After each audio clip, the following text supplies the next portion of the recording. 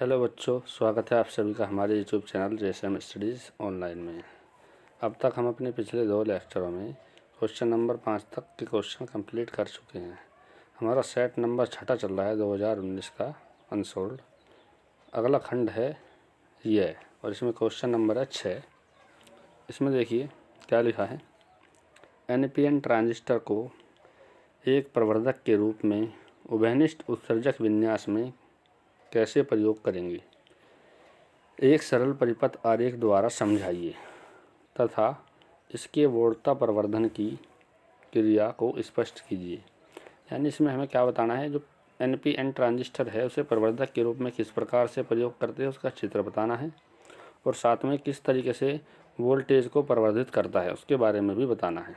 ठीक है, तो इसमें हम देखते हैं सबसे पहले इसका डायग्राम ये है। ये जो आपको दिखाई दे रहा है ये है आपका एनपीएन ट्रांजिस्टर।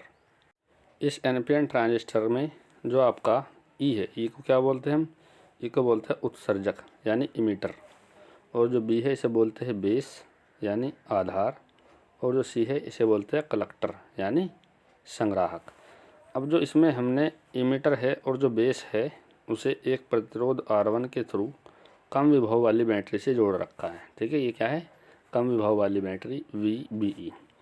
और जो आपका संग्राहक है और जो उत्सर्जक है इसे हमने उच्च विभव वाली बैटरी VCE से जोड़ रखा है प्रतिरोध R2 के द्वारा। ठीक है, अब जो हम निवेशी सिग्नल प्रवेश कराते हैं, निवेशी सिग्नल हम R1 प्रतिरोध के द्वारा प्रवेश कराते हैं और जो निर्गत सिग्नल है वे हमें R2 प्रतिरोध के द्वारा प्रवर्धित होकर के प्राप्त होते हैं। ठीक है, ये है इसका डायग्राम। सबसे पहले यही पूछा गया था क्वेश्चन में कि इसका एक आपको सरल आरेख परिपथ बनाना है। ठीक है, तो ये है इसका चित्र। अब इसके बाद ये किस प्रकार से वोल्टेज को प्रवर्धित करता है वो देखते हैं, यानी क्रियाविधि देखते हैं। तो देखिए इसमें लिखा है, इसमें आधार उत्सर्जक के सापेक्ष धनात्मक है तथा संग्राहक C उत्सर्जक तथा आधार दोनों के सापेक्ष धनात्मक है। यानी जो आपका आधार है उसे उत्सर्जक के सापेक्ष धनात्मक रखा गया है। आपका देखिए आधार ये है B, ठीक है, और उत्सर्जक ये है E। तो जो बैटरी है जो B और E के बीच में जुड़ी है, बैटरी का पॉजिटिव सिरा आधार से जुड़ा है और इस बैटरी का नेगेटिव सिरा उत्सर्जक से जुड़ा है। यानी आपका जो आधार है उत्सर्जक के सापेक्ष कैसा है, धनात्मक। अब आपका जो ये C है संग्राहक, ये जो जुड़ा है उच्च विभव वाली बैटरी के पॉजिटिव सिरे से जुड़ा है, और जो उत्सर्जक है ये भी आपका बैटरी के उसी बैटरी के नेगेटिव सिरे से जुड़ा है। यानी आपका अब ये जो C है संग्राहक ये भी कैसा है, धन विभव पर है। ठीक है, किसके सापेक्ष धन विभव पर है, उत्सर्जक के सापेक्ष, और इस आधार के सापेक्ष भी धन विभव पर रखा गया है। ठीक है, यही बात इसमें लिखी है। इसके बाद बताया है इसमें उत्सर्जक टर्मिनल उभयनिष्ठ होने के साथ साथ भू संपर्कित है। यानी उभयनिष्ठ होने के साथ साथ जो आपका उत्सर्जक है, उभयनिष्ठ का मतलब क्या होगा, यहाँ पर उभयनिष्ठ का मतलब होता है कि आपका ये जो उत्सर्जक है, उत्सर्जक क्या है आपका, ये E, ये आपका उत्सर्जक B के साथ भी जुड़ा हुआ है, B वाली बैटरी से भी जुड़ा हुआ है, जो B के पास बैटरी जुड़ी है उसके साथ भी जुड़ा हुआ है, और जो C के साथ बैटरी जुड़ी है उसके साथ भी जुड़ा हुआ है, और साथ में पृथ्वी से भी इसे जोड़ रखता है। ठीक है, तो इसीलिए इसे बोलते हैं हम उभयनिष्ठ उत्सर्जक। उभयनिष्ठ का मतलब होता है जो दोनों से जुड़ा हुआ होता है, और भू संपर्कित का मतलब क्या होता है, इसे पृथ्वी से जोड़ दिया गया है। इसके बाद लिखा है इसमें निवेशी सिग्नल को आधार पर लगाया जाता है। यानी आप निवेशी सिग्नल जिसको प्रवर्धित करना है उसे सिग्नल को कहाँ पर भेजते हैं, आधार पर भेजते हैं, इस प्रतिरोध R1 के द्वारा। ठीक है, आधार से सिग्नल प्रवेश करता है। इसके बाद फिर लिखा है तथा निर्गत सिग्नल को संग्राहक पर प्राप्त किया जाता है। जो आपके निर्गत सिग्नल है वो कहाँ पर मिलते हैं, निर्गत सिग्नल आपको यहाँ पर संग्राहक पर मिलते हैं। ठीक है, और वे प्रतिरोध R2 के द्वारा हमें बाहर निकलते हुए दिखाई दे रहे हैं। इसके बाद चूँकि ट्रांजिस्टर में क्षीण धारा आधार धारा के संगत प्रबल संग्राहक धारा प्रवाहित होती है। यानी जो आपकी बैटरी थी जो आधार से और उत्सर्जक से जुड़ी हुई थी वो कम विभव वाली थी, और जो आपकी बैटरी है, कौन सी बैटरी है, बैटरी है आपकी ये वाली। ठीक है, VC, ये आपकी उच्च विभव वाली बैटरी है। ठीक है, तो जो बैटरी B यानी आधार से जुड़ी हुई है उसमें क्षीण धारा बहती है, और जो आपकी संग्राहक से जुड़ी हुई है उसमें अधिक यानी प्रबल धारा बहती है। फिर लिखा है अतः निवेशी सिग्नल को आधार पर लगाने से आधार में अल्प परिवर्तन संग्राहक धारा में बहुत बड़ा परिवर्तन कर देता है। यानी आपने जो निवेशी सिग्नल लगाए हैं वे कहाँ पर लगाए जाते हैं? आधार पर लगाए जाते हैं। यदि आप आधार धारा में परिवर्तन करते हो तो संग्राहक धारा में काफ़ी अधिक परिवर्तन देखने को मिलता है। इससे क्या होता है? इससे जो आपके सिग्नल है वे प्रवर्धित हो जाते हैं। लिखा इस प्रकार इस परिपथ में पर्याप्त धारा प्रवर्धन प्राप्त होता है, जबकि उभयनिष्ठ आधार परिपथ में धारा प्रवर्धन की हानि होती है। यदि आप इसके स्थान पर उभयनिष्ठ आधार प्रयोग करते हैं चित्र में तो उसमें हानि होती है और इसमें हानि नहीं होती। इसीलिए हम उभयनिष्ठ उत्सर्जक के रूप में यूज करते हैं एनपीएन ट्रांजिस्टर का। ठीक है, ये इसकी क्रियाविधि थी। अब देखते हैं इसके बाद अगला क्वेश्चन है छठे का अथवा। अब जो आपको क्वेश्चन दिया है ये वाला और जो पिछला क्वेश्चन था छठा, उन दोनों क्वेश्चन में से जोन से भी आपको क्वेश्चन आता है केवल एक ही क्वेश्चन करना है। ठीक है, दोनों क्वेश्चन नहीं करने हैं। तो इस क्वेश्चन में लिखा है हाइड्रोजन परमाणु में एक इलेक्ट्रॉन नाभिक के चारों ओर 5.0 × 10⁻⁻11 मीटर त्रिज्या की कक्षा में 2.2 × 10⁻6 मीटर प्रति सेकंड की चाल से चक्कर लगाता है। इसके समतुल्य धारा का मान ज्ञात कीजिए। यानी आपको इसके समतुल्य वैद्युत धारा का वैल्यू बताना है। इसमें हमने क्या करा, ये एक नाभिक मान लिया है। ठीक है, नाभिक से स्मॉल r दूरी पर एक कक्षा है जिसमें इलेक्ट्रॉन चक्कर काट रहा है स्मॉल v वेग से। ठीक है, इसमें हमें त्रिज्या दे रखा है इस कक्षा की और इसके लिए वेग दे रखा है इलेक्ट्रॉन जितने वेग से घूम रहा है। तो जो वैद्युत धारा है, वैद्युत धारा का फॉर्मूला होता है I = Q/T। ठीक है, या हम इसे लिख सकते हैं E/T। ई क्या होता है? ई होता है आपका ये इलेक्ट्रॉन का आवेश। ठीक है, अब हम इसमें देखेंगे कि स्मॉल ये इलेक्ट्रॉन जो है इलेक्ट्रॉन द्वारा एक चक्कर में लिया गया समय, यानी एक चक्कर काटने में ये यहाँ से चला और यहाँ से जाने के बाद इस तरीके से पूरा एक चक्कर काटने के बाद इसी स्थान पर आ गया। तो एक चक्कर काटने में देखें कितना समय लिया, तो उससे हम क्या निकाल लेंगे? उससे हम निकाल लेते हैं भाई स्मॉल टी का वैल्यू। ठीक है, और जो एक चक्कर काटने में जो समय होता है या पूरा करने में जो समय होता है उसे लिखते हैं हम कैपिटल टी से। ये होता है आपका आवर्तकाल। ठीक है, तो कैपिटल टी से इसे लिख सकते हैं। अब हमने समय क्या लिया है यहाँ? स्मॉल टी, यानी कैपिटल टी किसके बराबर होगा? स्मॉल टी के बराबर होगा। इसका फॉर्मूला होता है परिधि बटा इलेक्ट्रॉन की चाल। ठीक है, परिधि क्या होती है? 2πr और चाल क्या है? v। ठीक है, अब हम क्या करेंगे, ये जो वैल्यू हमें दिया है, जो हमारे टी का वैल्यू निकल रहा है, इसे हम टी के वैल्यू को इस वाले फॉर्मूले में यहाँ पर रख देंगे, इस टी की जगह। ठीक है, टी की जगह रख दे 2πr और जो बटे में v था, v कहाँ चला जाएगा? इसका ऊपर। ठीक है, तो ई का वैल्यू क्या होता है? स्मॉल ई का, स्मॉल ई होता है इलेक्ट्रॉन का आवेश, होता है 1.6 × 10⁻⁻19। ठीक है, वेग हमें दिया है 2.2 × 10⁻6, 2 ऐसे कैसे है, और पाई का वैल्यू क्या होगा? 22/7। ठीक है, और आर का वैल्यू दिया है 5 × 10⁻11। अब हमने क्या किया, इसमें जो 1.6 है और 2.2 है और जो बटे में 7 है, इन्हें सबको ऊपर ले जाएंगे हम 7 को। ठीक है, ये सब के सब एक साथ लिख लिए गुणा में, और यहाँ पे क्या था? 10⁻19 और 10⁻6। ठीक है, घटाने के बाद -13 बच जाएगी। और नीचे इसमें क्या था? नीचे आपको दिखाई दे रहा होगा, नीचे है इसमें भाई 10⁻11। ये ऊपर जाके कैसी हो जाएगी? प्लस की। ठीक है ना, ऊपर ले गए हम, कैसी होगी? प्लस की। ठीक है, हमने यहाँ से पॉइंट हटा दिया। पॉइंट हटाने के बाद यहाँ कितना आ गया? 10। 22 से 22 कैंसिल हो जाएगा। ठीक है, अब ये पावर कैसी है? -13। यहाँ कैसी है? +11। तो घटाने के बाद कितनी बचेगी? -2। ठीक है, और ये क्या बच गया यहाँ पे? 1.6 × 7 और बटा 2 × 5। 2 × 5 करेंगे तो कितना आ जाएगा? 10। और 10 यहाँ पहले से ही था, 10 ये रहा। ठीक है, इनकी गुणा कर देंगे। 16 7 कितना होता है? 112। दशमलव कहाँ लगेगा? एक अंक के बाद, यानी 11.2 और गुणा 10 की घात कितना हो गया? -2। अब जो नीचे आपको दिखाई दे रहा है 10 × 10, तो इसे हम लिख सकते हैं 10 × 10 यानी 100, और 100 को लिख सकते हैं 10⁻2। यदि हम इसे ऊपर ले जाएंगे तो पावर कैसी हो जाएगी? इसकी भी माइनस। ठीक है, 2 और 2 माइनस की कैसी हो जाएगी? 4। यानी आई का वैल्यू आ जाएगा 11.2 × 10⁻4 एम्पियर। ठीक है, यदि आप पॉइंट को आगे की ओर खिसकते हो तो पावर में माइनस घट जाती है और प्लस में पावर बढ़ जाती है। तो ये पावर कैसी है? माइनस की, तो यहाँ से पावर घट के कितनी बच जाएगी? -3। तो अब आपका आंसर आ जाएगा 1.12 × 10⁻3। ठीक है, और ये -3 यदि आप हटाना चाहते हो तो इसे लिख सकते हो मिली एम्पियर। ठीक है, यानी वैद्युत धारा का वैल्यू आ जाता है यहाँ से I = 1.12 मिली एम्पियर। ठीक है, इसके बाद देखते हैं अगला क्वेश्चन।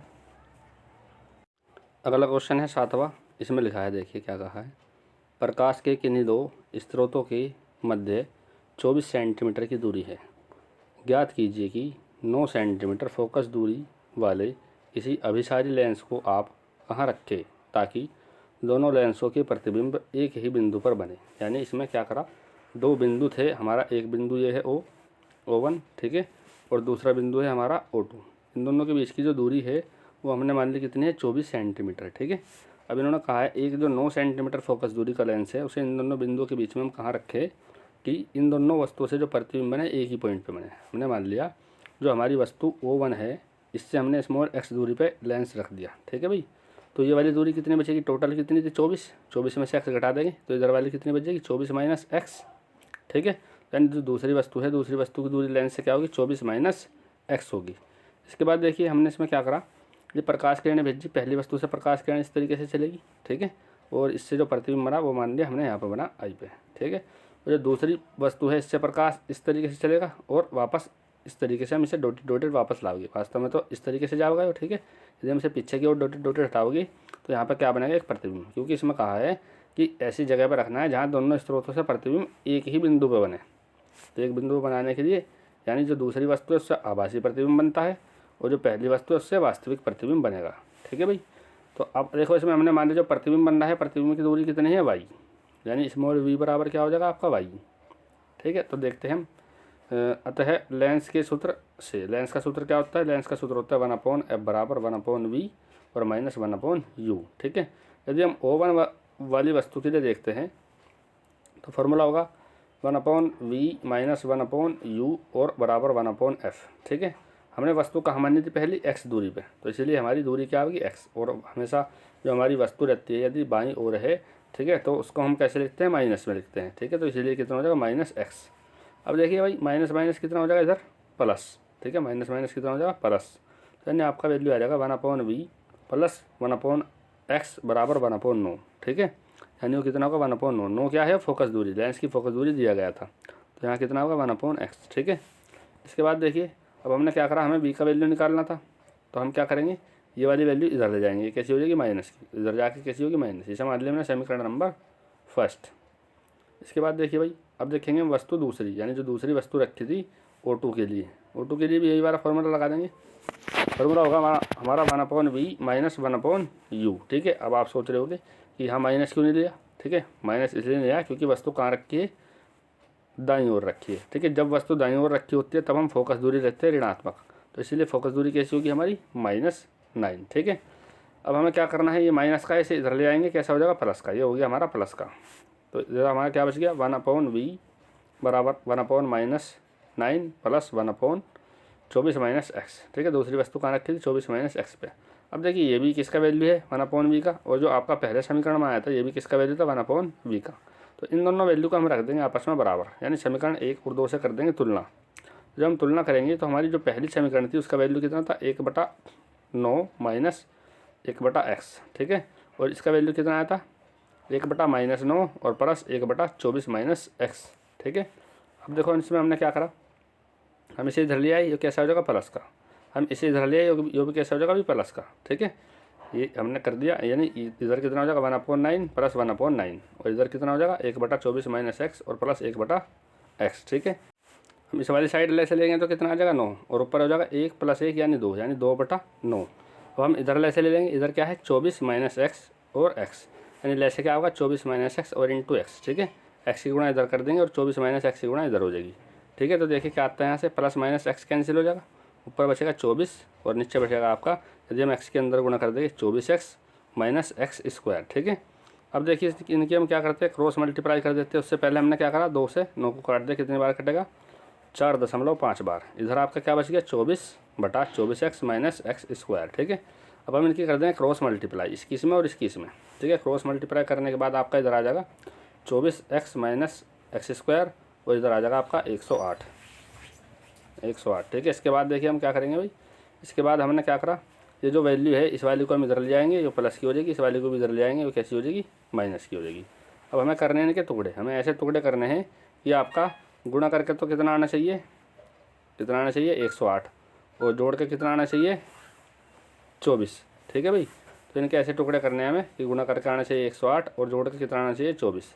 तो हमारे टुकड़े हो गए 18 + 6, ठीक है। बाहर कैसा रहेगा माइनस का चिन्ह, ठीक है। तो अब हमने क्या करा इसके अंदर गुणा कर दिया, तो ये कितना आ जाएगा x² माइनस 18x और ये आ जाएगा माइनस 6x और प्लस 108, ठीक है। अब इन दोनों में से हमने कॉमन ले लिया x, तो अंदर कितना बचेगा x माइनस 18। इधर हमने 6 कॉमन ले लिया तो अंदर कितना बचेगा -6 कॉमन ले लेंगे, अंदर बचेगा x माइनस 18। अब दोनों तरफ आपका x माइनस 18 कॉमन है, तो दोनों में से x माइनस 18 कॉमन ले लेगा और इधर कितना बच जाएगा 6 और x माइनस 6, ये लिख दिया x माइनस 6, ठीक है। अब देखिए एक बार आप इसे x माइनस 18 को रखेंगे 0 के बराबर, एक बार इसे रखेंगे x माइनस 6 को 0 के बराबर रखेंगे, ठीक है। यानी x का वैल्यू आ जाएगा यहाँ से 18 और एक बार कितना आ जाएगा 6। अब देखिए आप यहाँ पे क्या लिखना है इसमें, अतः लेंस पहले स्रोत O1 से 18 सेंटीमीटर तथा दूसरे स्रोत O2 से 6 सेंटीमीटर की दूरी पर रखा हुआ। क्योंकि देखिए अब चित्र में देखिए, चित्र में हमने जो लेंस है वो वस्तु O1 से अधिक दूरी पर रख रखा है। ये जो आपका लेंस है, लेंस ये वस्तु O1 से अधिक दूरी पे है और वस्तु O2 से कम दूरी पे है, इसलिए यहाँ पे कितना होगा 18 सेंटीमीटर और यहाँ पे कितना होगा 6 सेंटीमीटर। इसके बाद देखते हैं अगला क्वेश्चन। अगला क्वेश्चन है 7वें का अथवा। इसमें लिखा है 2 समांतर धारावाही चालक तारों के बीच लगने वाले बल के सूत्र की स्थापना कीजिए।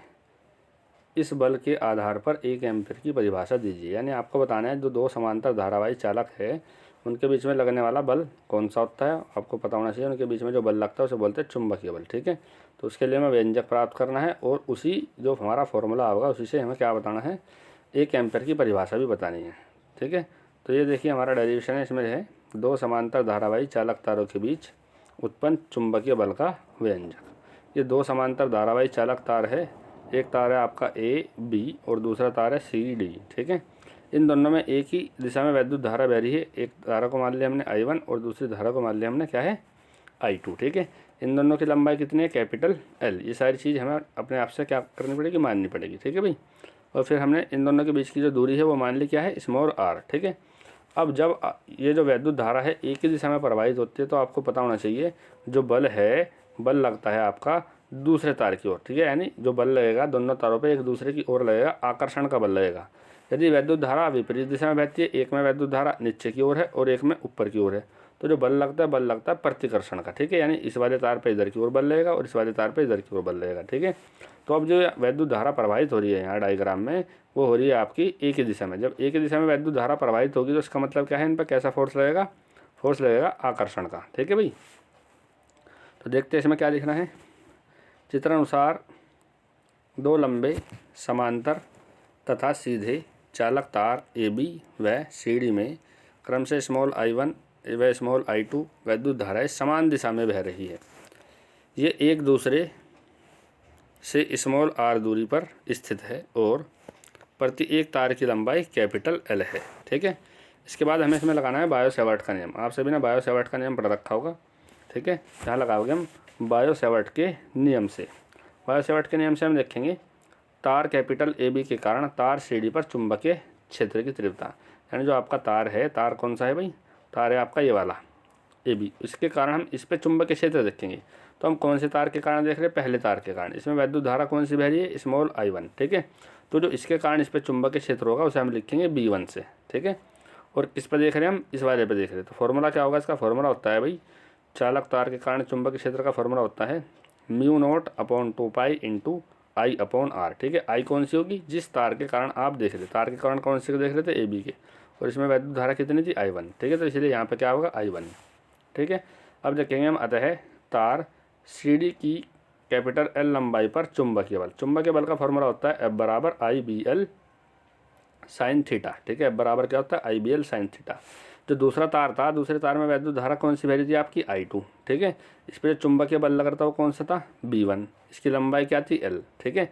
और जो बल की इस पर दिशा थी वो क्या थी 90 डिग्री, ठीक है। तो यानी फॉर्मूला क्या होगा F = I2, क्योंकि वैद्युत धारा कौन सी है I2 और चुंबक क्षेत्र कितना है B1, तो इसलिए B1। लंबाई कितनी थी इसकी L और साइन 90, ठीक है, क्योंकि यहाँ पे एंगल कितना बनेगा 90 डिग्री का।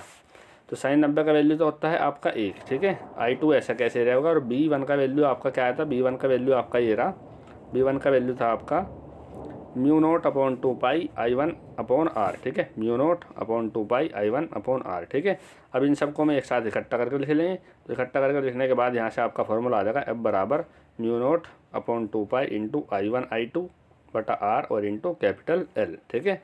ये होता है हमारा 2 समांतर धारावाही चालक तारों के बीच लगने वाला चुंबकीय बल, ठीक है। इसके बाद इन्होंने कहा था इसी इसी सूत्र से आपको 1 एम्पीयर की परिभाषा भी निकालनी है। तो देखते हैं इसके बाद 1 एम्पीयर विद्युत धारा की परिभाषा। तो दो समांतर धारावाही चालक तारों के बीच उत्पन्न चुंबकीय बल का फॉर्मूला होता है ये F बराबर μ0/2 small I1 into small I2/R और इंटू L। ठीक है भाई।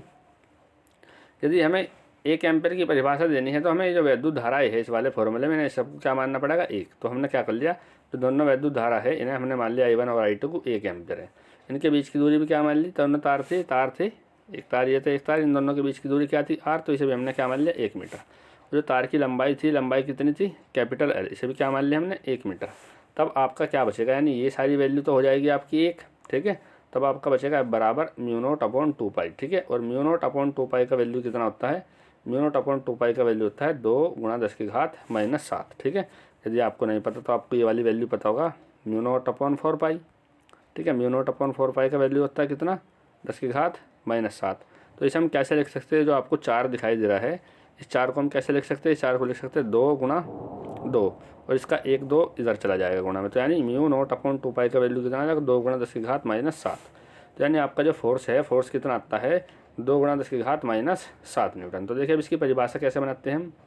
परिभाषा में लिखेंगे 1 एम्पीयर वह विद्युत धारा है जो निर्वात या वायु में 1 मीटर दूर रखे दो समांतर तारों की प्रति एकांक लंबाई पर 2 × 10⁻⁷ न्यूटन का बल आरोपित करती है। ठीक है। तो यानी 1 एम्पीयर वो विद्युत धारा है जो निर्वात या फिर वायु में 1 मीटर की दूरी पर रखे, क्योंकि ये जो दो तार थे इनके बीच की दूरी हमने क्या मान ली 1। ठीक है, 1 मीटर दूरी पर रखे समांतर तारों की, दो समांतर तारों की प्रति एकांक लंबाई पर जो इतना बल लगा सके, 2 × 10⁻⁷ न्यूटन का बल लगा सके, वही क्या करती है आपकी 1 एम्पीयर विद्युत धारा, क्योंकि हमने लंबाई में कितना मान लिया था 1 मीटर। ठीक है भाई। तो ये है इसकी परिभाषा, इसे आप अच्छे से नोट कर सकते हो, ये पेपर में बहुत बार पूछी जाती है। इसके बाद देखते हैं अगला क्वेश्चन। अगला क्वेश्चन है 8। इसमें लिखा है विद्युत चुंबकीय प्रेरण संबंधी फैराडे का नियम लिखिए। फिर इसी में कहा है एक कुंडली का क्षेत्रफल 100 सेंटीमीटर² है तथा उसमें 500 फेरे हैं। यदि कुंडली के तल के लंबवत चुंबकीय क्षेत्र 0.1 सेंटीमीटर 1 सेकंड में 0.2 वेबर प्रति मीटर स्क्वायर से घटकर 0 हो जाता है, तो कुंडली में प्रेरित विद्युत वाहक बल का औसत मान ज्ञात कीजिए। यानी कुंडली में आपको प्रेरित विद्युत वाहक बल का औसत मान बताना है। तो सबसे पहले देखिए यहाँ पर क्या कहा है, यहाँ पर कहा था विद्युत चुंबकीय प्रेरण संबंधी फैराडे का नियम। अब जो विद्युत चुंबकीय प्रेरण संबंधी फैराडे का नियम है, ठीक है, ये हमने दोनों नियम यहाँ पे लिख के दे रखे आपको। ठीक है, दोनों नियम आपको लिखने चाहिए, क्योंकि 5 नंबर का क्वेश्चन है, यदि आप एक नियम लिखोगे तो आपको नंबर अच्छे से नहीं मिलने। ठीक है, इसीलिए दोनों नियम लिखने बहुत ज़रूरी है। तो देखिए पहला नियम है हमारा, पहला नियम होता है हमारा प्रथम नियम। इसमें है जब किसी परिपथ से बद्ध चुंबकीय फ्लक्स में परिवर्तन किया जाता है तो परिपथ में एक विद्युत वाहक बल उत्पन्न हो जाता है, और यह विद्युत वाहक बल तभी तक प्रेरित रहता है जब तक कि परिपथ से बद्ध चुंबकीय फ्लक्स में परिवर्तन निरंतर होता रहता है। यानी जो आपका विद्युत परिपथ रहता है, यदि विद्युत परिपथ के चुंबकीय फ्लक्स में लगातार परिवर्तन किया जाता है तो उस परिपथ में एक प्रेरित विद्युत वाहक बल उत्पन्न हो जाता है, और ये प्रेरित विद्युत वाहक बल तब तक ही उत्पन्न रहता है जब तक कि चुंबकीय फ्लक्स में लगातार परिवर्तन होता रहता है। ठीक है, जैसे चुंबकीय फ्लक्स में परिवर्तन होना बंद हो जाता है तो ये जो प्रेरित विद्युत वाहक बल है ये भी उत्पन्न होना बंद हो जाता है। तो इसीलिए लिखा है ये केवल तभी तक उत्पन्न होता है जब तक कि चुंबकीय फ्लक्स में निरंतर परिवर्तन होता रहता है। ये तो है पहला नियम फैराडे का। इसके बाद दूसरा नियम है, दूसरा नियम बहुत खास है वास्तव में। तो ये जो दूसरा नियम है यही सबसे ज़्यादा पूछा जाता है। द्वितीय नियम में लिखा है जब किसी परिपथ के चुंबकीय फ्लक्स में परिवर्तन किया जाता है तो परिपथ में प्रेरित विद्युत वाहक बल उत्पन्न हो जाता है। यही बात हमने पहले नियम में पढ़ी थी। जब किसी चुंबकीय फ्लक्स में जो परिपथ से बंद चुंबकीय फ्लक्स में परिवर्तन करा जाता है तो क्या होता है, प्रेरित विद्युत वाहक बल उत्पन्न हो जाता है। अब देखिए यहाँ खास बात क्या है, ये जो प्रेरित विद्युत वाहक बल उत्पन्न होता है इसका मान, इसमें लिखा है जिसका मान चुंबकीय फ्लक्स में परिवर्तन की ऋणात्मक दर के अनुक्रमानुपाती होता है। यानी जो आपका प्रेरित विद्युत वाहक बल उत्पन्न हुआ है उसका वैल्यू किसके बराबर, किसके अनुक्रमानुपाती होता है, चुंबकीय फ्लक्स में परिवर्तन की ऋणात्मक दर के अनुक्रमानुपाती होता है। यानी आपका ये जो है इसे प्रेरित विद्युत वाहक बल को लिखते हैं स्मॉल ई से। ठीक है, स्मॉल ई अनुक्रमानुपाती होता है ऋणात्मक दर की, किसकी, चुंबकीय फ्लक्स में परिवर्तन की ऋणात्मक दर की। इसमें लिखा है यदि किसी परिपथ से बद्ध चुंबकीय फ्लक्स के मान में मान में सूक्ष्म समयांतराल डेल्टा टी में परिवर्तन डी फाई हो तब परिपथ में उत्पन्न प्रेरित विद्युत वाहक बल क्या होगा भाई? अनुक्रमानुपाती होगा। किसके अनुक्रमानुपाती होता है? ये चुंबकीय फ्लक्स में परिवर्तन की दर की। अब यहाँ से हम अनुक्रमानुपाती का चिन्ह हटाने के लिए यहाँ पे एक नियतांक देते हैं के, ठीक है। और मात्रकों की प्रणाली के आधार पर के का वैल्यू कितना होता है? 1। यदि आप यहाँ पे 1 रखोगे तो वैल्यू कितना आ जाएगा? स्मॉल ई बराबर -d∅/dt, ठीक है। अब ये पूछा जाता है पेपर में कि न्यूमैन का नियम क्या है? ये जो आपका दूसरा नियम है फैराडे का, इसे बोलते हैं न्यूमैन का नियम, ठीक है। तो इसमें ये लिखा है इस नियम को न्यूमैन का नियम भी कहते हैं, ठीक है। इसके बाद इसी में क्वेश्चन दिया था, क्वेश्चन हल करते हैं। देखो क्वेश्चन में दिया था कि एक कुंडली का क्षेत्रफल 100 सेंटीमीटर स्क्वायर और उसमें 500 फेरे हैं, ठीक है। तो यानी हमें क्षेत्रफल दिया था 100 सेंटीमीटर स्क्वायर। सेंटीमीटर स्क्वायर को हमने मीटर में बदल दिया, 10⁻⁴ से गुणा कर दिया, ठीक है। जो 100 है 100 को हम क्या लिख सकते हैं? 10⁻², ठीक है। यहाँ पर क्या है? 10⁻⁴। तो 10⁻⁴ में से 10⁻2 घटा देंगे तो कितना बचेगा? 10⁻2 मीटर स्क्वायर। फेरे दिए हैं हमें कितने? फेरे दिए हैं 500 फेरे, ठीक है। इसके बाद हमसे कहा था जो ये रखा है कैसा रखा है? देखिए इसमें कहा यदि कुंडली के तल के लंबवत चुंबकीय क्षेत्र, यानी कुंडली के तल के लंबवत है, यदि तल के लंबवत होगा तो इसका मतलब आपको पता है कुंडली के तल के लंबवत है चुंबकीय क्षेत्र, तो जो कुंडली की अक्ष होती है उससे हमें यहाँ पे एंगल देखना पड़ता है। मान लीजिए आपका चुंबकीय क्षेत्र है इस तरीके से, ये है आपका कुंडली एक, ठीक है, और ये आपका चुंबकीय क्षेत्र इस तरीके से लंबवत होगा इसके तल के। तो जो आपकी अक्ष होती है इस तरीके से, ये होती है अक्ष, ठीक है। तो अक्ष के और जो चुंबकीय क्षेत्र के बीच का एंगल है वो तो कितना है? 0। तल ये है तल के और जो चुंबकीय क्षेत्र है उसके बीच का एंगल है 90। तो यहाँ पे हमें कौन सा एंगल देखना है? यहाँ पर देखना है जो अक्ष है और जो चुंबकीय क्षेत्र है उनके बीच का एंगल कितना है। तो उसके बीच का एंगल कितना होगा? यहाँ पे 0, ठीक है। और समय कितना दिया था? इसमें कहा था 0.1 सेकेंड में, ठीक है। यानी समय का अंतर कितना? 0.1। पहले आपका चुंबकीय क्षेत्र था 0.2, ठीक है। बाद में कितना हो गया? घट के 0 हो गया, यानी V2 कितना हो गया? 0। तो हमारे पास फॉर्मूला होता है, सबसे पहले हमें निकालना क्या है? इसमें निकालना है प्रेरित विद्युत वाहक बल ही निकालना, ठीक है। इसका फॉर्मूला अभी आपने पढ़ा है, E बराबर d∅/dt, ठीक है। यदि फेरों की संख्या देते हैं तो n से और गुणा कर देते हैं इसमें, ठीक है भाई। तो देखिए सबसे पहले हम देखेंगे चुंबकीय फ्लक्स में कितना परिवर्तन हो रहा है। फॉर्मूला होता है इसका dBA cos थीटा। dB का मतलब क्या है? परिवर्तन देखेंगे। बाद में आपका जो चुंबकीय क्षेत्र था कितना हो गया? 0। यहाँ पर रख देंगे हम 0, ठीक है। ये रख दिए 0। पहले कितना था? 0.2, ठीक है। क्षेत्रफल कितना था आपका? 10⁻⁻2 और cos 0 का मान कितना होता है? 1, ठीक है भाई। यदि आप 0 में से इसे घटाओगे तो कैसा बचेगा? माइनस का, ठीक है। तो माइनस का कितना आ जाएगा? डेल्टा φB बराबर आ जाएगा -0.2 गुणा 10⁻2 मीटर वेबर, ठीक है। अब प्रेरित विद्युत वाहक बल का फॉर्मूला आता है E बराबर N⁵B/dt, ठीक है। N क्यों लगाया? यहाँ पे फेरों की संख्या से गुणा करनी पड़ती है, ठीक है। तो फेरों की संख्या आपको कितनी दे रखी थी? 500, ठीक है। अभी आपने d∅B का वैल्यू निकाल लिया था 0.2 गुणा 10⁻2 और समय में परिवर्तन दिया था आप 0.1, ठीक है। तो इसमें क्या करना है? पॉइंट हटा देना है यहाँ से 0 का, और इसका जो ऊपर है आपका यहाँ से पॉइंट हटा दीजिए, यहाँ से पॉइंट हटा दीजिए, ठीक है। तो नीचे बच जाएगा आपका 1, ठीक है। ये कितना है? 500 और 2 से गुणा कर दोगे तो कितना बचेगा? 500 को 2 से गुणा करने के बाद 1000, ठीक है भाई। और 10 की घात क्या है? -2, ठीक है। तो इसकी 2 0 से 2 0 कैंसिल हो जाएगी यहाँ पे, तो कितना बच जाए? केवल 10, ठीक है। इसमें क्या कर रखा? इसमें जो 500 है आपका, 500 की जो 2 0 है, ये जो 500 है, 500 की 2 0 और ये जो है 10⁻⁻2, इन्हें आपस में क्या कर रखा है? कैंसिल, यानी हम इसे नीचे ले आए। यदि हम इसे नीचे ले आएंगे तो कैसा हो जाएगा? 100, ठीक है भाई। यदि हम इसे नीचे ले आएंगे तो कैसा हो जाएगा? 100। इसकी 2 0 से 2 0 कैंसिल और 5 दूनी कितना बचेगा? 10। तो यानी आपका वैल्यू कितना आ जाएगा? 10 वोल्ट। इसके बाद देखते हैं अगला क्वेश्चन, इसी का अथवा है 8वें का। इसमें लिखा है प्रकाश के ध्रुवण से क्या तात्पर्य है? बोस्टर का नियम क्या है? 2 पोलेराइड कैपिटल A तथा B परस्पर क्रॉसित रखे गए हैं, उनके बीच एक तीसरा पोलेराइड किस प्रकार रखा जाए कि B से निर्गत प्रकाश की तीव्रता A पर आपतित अध्रुवित प्रकाश की तीव्रता से 1/32 हो जाए, ठीक है। तो सबसे पहले इसमें पूछा है प्रकाश का ध्रुवण होता क्या है। सबसे पहले हम देखते हैं प्रकाश का ध्रुवण। इसमें लिखा है प्रकाश का ध्रुवण, यह होता क्या है? देखते हैं। प्रकाश की तरंगे अनुप्रस्थ तरंगे होती है। ये आपको पता होना चाहिए। प्रकाश की जो तरंगे थी साइंटिस्टों के द्वारा बताया गया था कि कैसी होती है, अनुप्रस्थ होती है, ठीक है, जिनमें वैद्युत सदिश के कंपन तरंग के संचरण की दिशा के लंबवत तल में सभी दिशाओं में होते हैं। टूरमैलीन क्रिस्टल से गुजरने पर निर्गत प्रकाश में वैद्युत सदिश के कंपन संचरण की दिशा के लंबवत तल में केवल एक ही दिशा में सीमित रह जाते हैं, जबकि शेष सभी कंपन क्रिस्टल द्वारा अवशोषित कर लिए जाते हैं। क्रिस्टल से निकला ऐसा प्रकाश समतल ध्रुवित प्रकाश कहलाता है तथा घटना का प्रकाश ध्रुवण कहलाती है। यानी ये जो घटना है, ये घटना कहलाती है प्रकाश का ध्रुवण, ठीक है भाई। तो ये होता कैसा है ये देख लीजिए आप। सबसे पहले ये इस प्रकार का होता है, ठीक है, इसमें बताया था ये होता है अध्रुवित प्रकाश, ठीक है। अध्रुवित प्रकाश में क्या होता है, जो कंपन है सभी दिशाओं में होते हैं, ठीक है। यदि आप यहाँ टूरमैलीन या का क्रिस्टल रख देते हो तो टूरमैलीन का क्रिस्टल रखने से क्या होता है, केवल एक ही दिशा में कंपन निकलते हुए दिखाई देते हैं, ठीक है। ये एक ही दिशा में कंपन दिखाई देगी, वो भी किस दिशा में होगी, जिस दिशा में जो टूरमैलीन क्रिस्टल है उसके अक्ष होगी, केवल उसी दिशा में होगी, ठीक है। अन्यथा सभी दिशाओं से जो कंपन है वे अवशोषित कर लिए जाते हैं। इस घटना को बोलते हैं प्रकाश का ध्रुवण।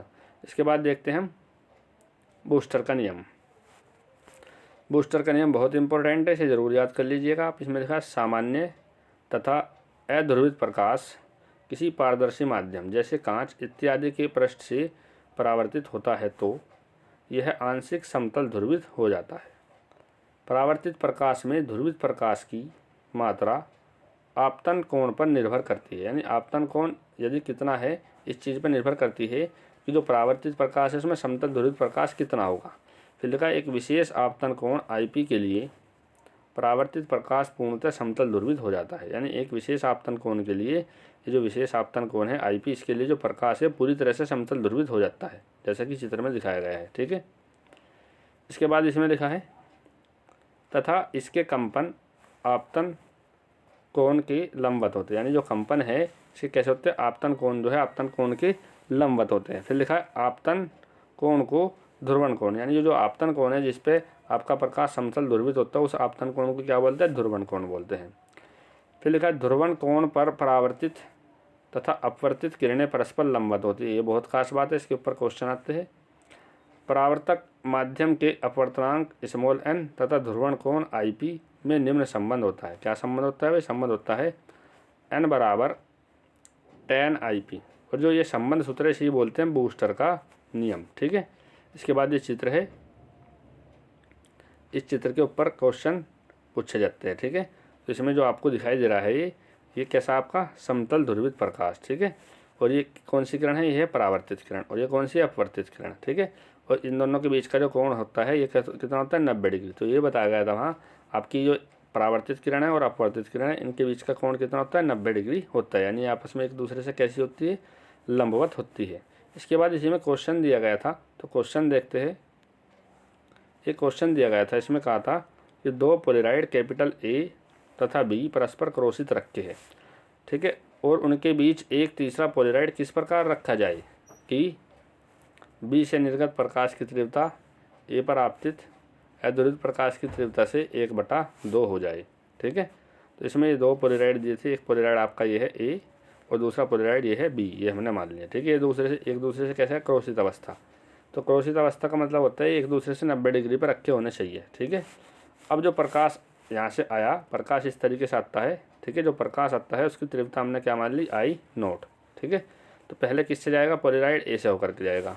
फिर ये जो हमारा तीसरा पोलेराइड था, इन्होंने कहा था उसे किस प्रकार रखे कि उससे निर्गत तीव्रता जो है वो मेन तीव्रता, यानी जो हमारी अध्रुवित प्रकाश की तीव्रता उससे 1/32 हो जाए, ठीक है। तो इसके लिए हमने क्या करा, एक हमने तीसरा पोलेराइड C रख दिया इस तरीके से, और वो मान लिया जो B पोलेराइड है, B पोलेराइड से कौन बनाता है कितने का, 90 - थीटा का। तो A से कितना बना होगा, थीटा का, ठीक है भाई। अब जो हमारा ए पोलेराइड है, A पोलेराइड से जब प्रकाश निकलेगा उसकी तीव्रता कितनी हो जाती है, जब क्रोशित अवस्था में होते हैं, अध्रुवित प्रकाश की तीव्रता की आधी, ठीक है। अब जो यहाँ पे निकलेगा C पोलेराइड से भी गुजरेगा प्रकाश इस तरीके से। जब C पोलेराइड से गुजरेगा तब उसकी तीव्रता जो है, उसकी तीव्रता हमने कितनी मान ली, जो हमारा प्रकाश है ये वाला जो आके गिरेगा C पोलेराइड पे, इससे कितनी हो जाएगी भाई बाद में I', ठीक है।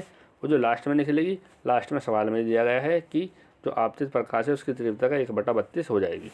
तो हम पहले पोलराइड के लिए लगाते हैं। ठीक है, पहली स्थिति क्या है आपकी? पहली स्थिति है आपकी जब प्रकाश सी पे आके गिरता है। ठीक है, तो देखिए सी पे कहाँ से आके गिर रहा है प्रकाश?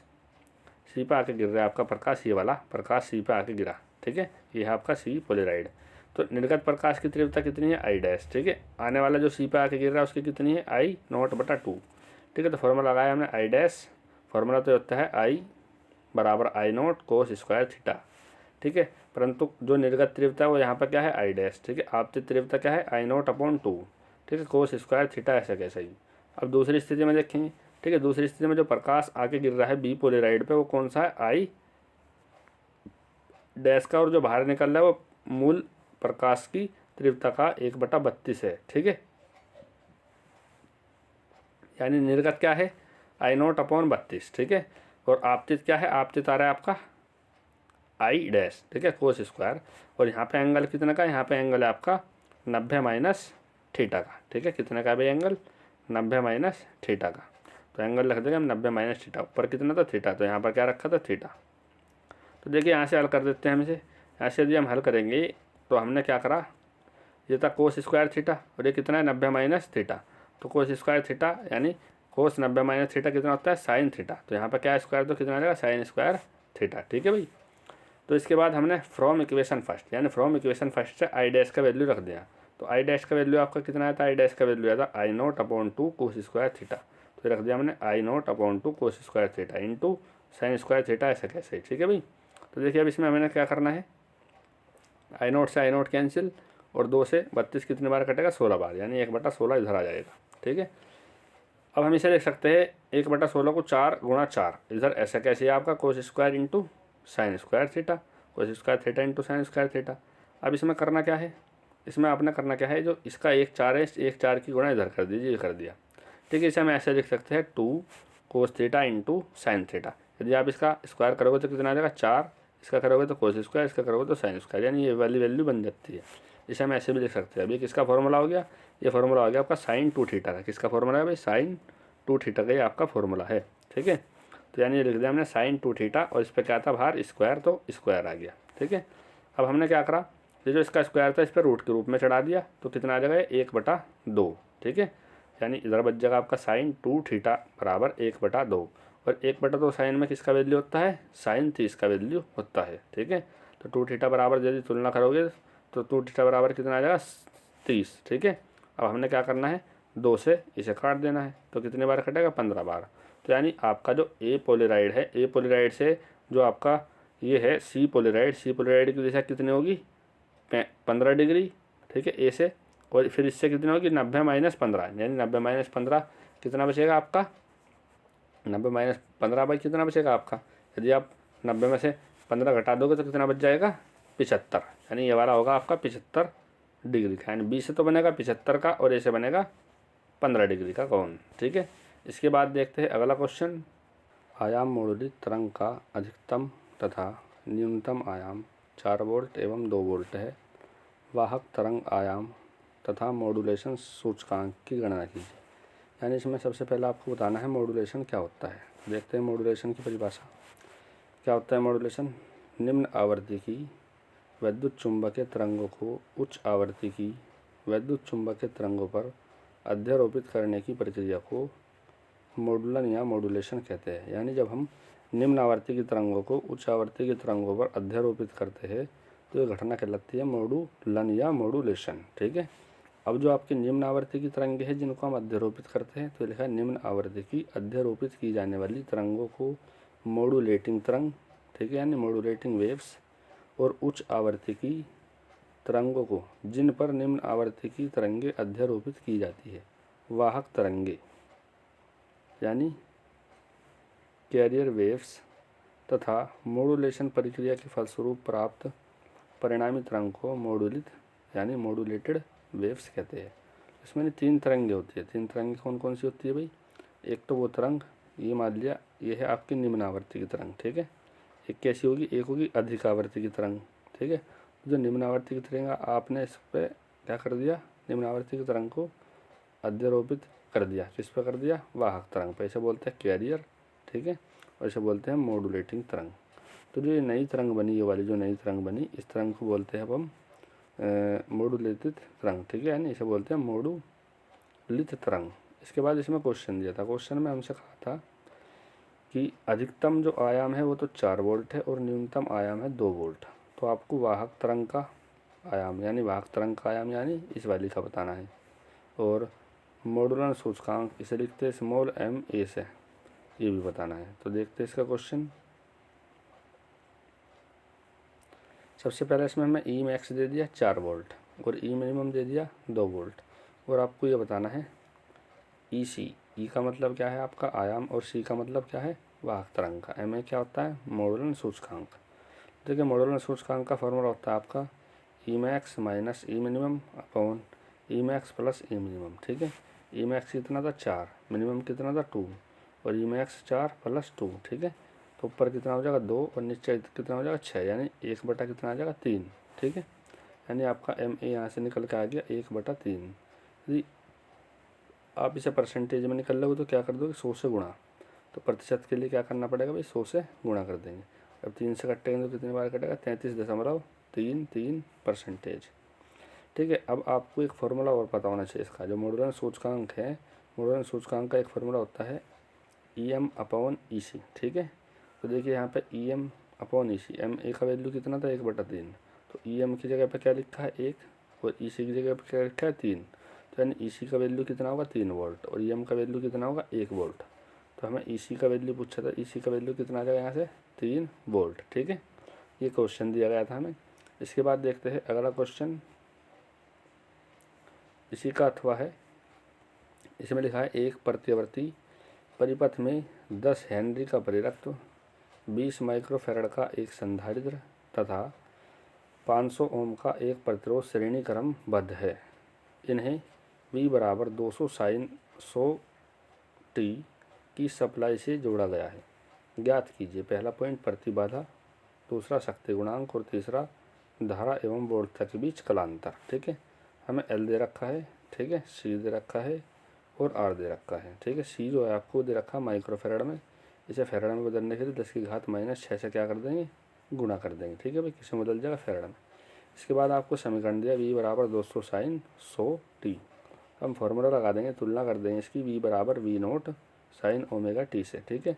तो ओमेगा का वैल्यू क्या है यहाँ पे 100 और V नोट का वैल्यू कितना है 200, यदि तुलना करेंगे, ठीक है।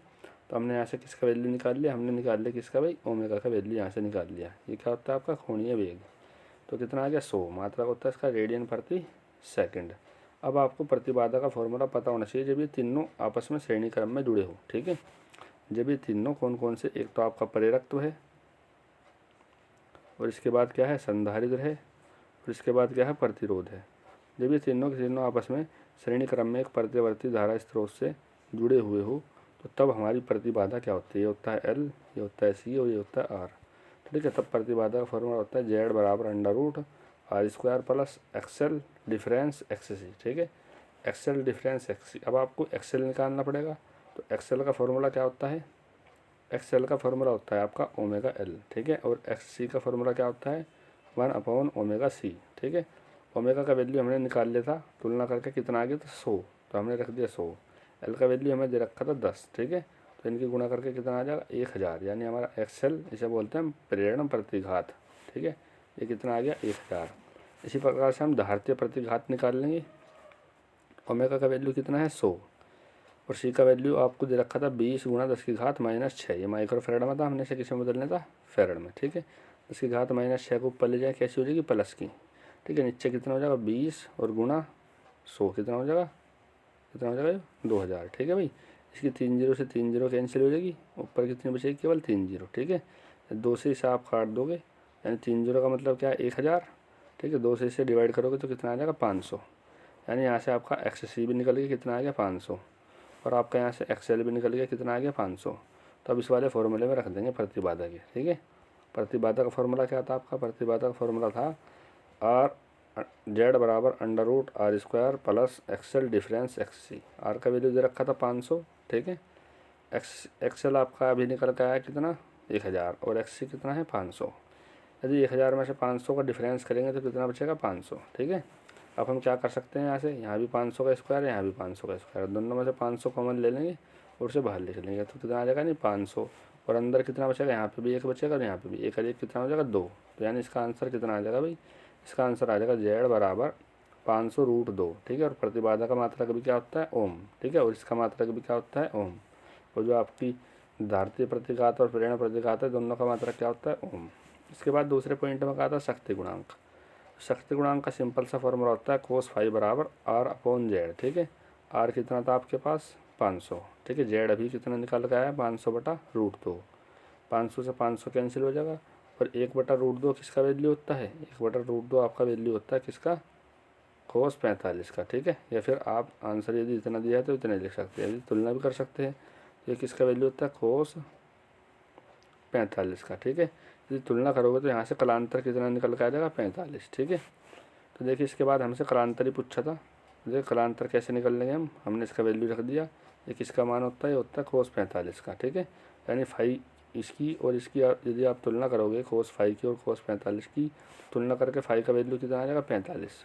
और 45 को आप कैसे लिख सकते हो, पाई/4। ठीक है, क्योंकि पाई कितना होता है, पाई होता है 180 और बटा 4। यदि से आप इससे डिवाइड करोगे 4 से 180 को, तो डिवाइड करने के बाद भी कितना होगा, 45। ठीक है, यदि पाई के पदों में दे रखा है तो पाई/4 लिख देंगे, और यदि पाई के पदों में नहीं दिया है तो केवल ये लिखेंगे 45 डिग्री। ठीक है, इसी के साथ साथ ही हमारा सेट नंबर 6 पूरा कंप्लीट हो गया है। ठीक है, इसमें यदि आपको जो कुछ भी प्रॉब्लम आई हो तो हमें कमेंट बॉक्स में लिख करके ज़रूर पूछ लीजिएगा, हम आपको अवश्य इसका हल यानी आंसर ज़रूर देंगे। आज के लिए इसमें इतना ही। आपका वीडियो देखने के लिए धन्यवाद।